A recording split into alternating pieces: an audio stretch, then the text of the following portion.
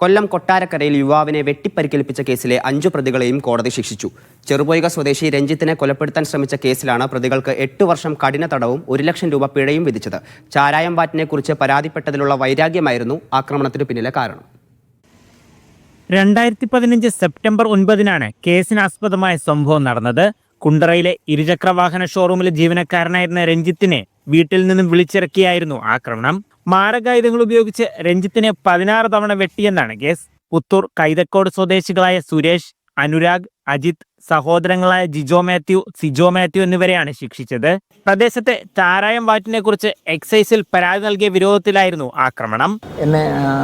എൻ്റെ bike block ചെയ്യുകയും first വെട്ട് എൻ്റെ പുറത്താണ് വെട്ടുന്നത്, സ്പൈനൽ കോഡ് തകരാറ് പറ്റിയത്. അതിനുശേഷം ഏതാണ്ട് ചെറുതും വലുതുമായി 10-16ഓളം വെട്ടുകൾ, ഇതെല്ലാം വെട്ടാണ്. പിന്നെ അതിൻ്റെ കാല് തന്നെ 3 വെട്ടുണ്ട്. ഈ കാല് തന്നെ എഴുകോൺ പോലീസ് രജിസ്റ്റർ ചെയ്ത കേസിലെ 5 പ്രതികളും കുറ്റക്കാരാണെന്ന് കണ്ടെത്തി കൊട്ടാരക്കര അസിസ്റ്റന്റ് സെഷൻസ് കോടതി ശിക്ഷ വിധിക്കുകയായിരുന്നു. ക്രൂരമായ ഒരു ആക്രമണമാണ് നടന്നത്. അതിന് ഉത്തമമായ വിധിയാണ് ഈ വിക്ടിമിനെ സംബന്ധിച്ചിടത്തോളം അവർക്ക് ഈ വിധിയിലൂടെ നീതി ലഭിച്ചു എന്ന് കരുതാൻ പറ്റുന്ന തരത്തിലുള്ള വിധിയാണ് ബഹുമാനപ്പെട്ട കോടതിയിൽ നിന്നുണ്ടായിട്ടുള്ളത്. 29 രേഖകളും 22 സാക്ഷികളും 10 തൊണ്ടുമുതലുകളും പ്രോസിക്യൂഷൻ ഹാജരാക്കി.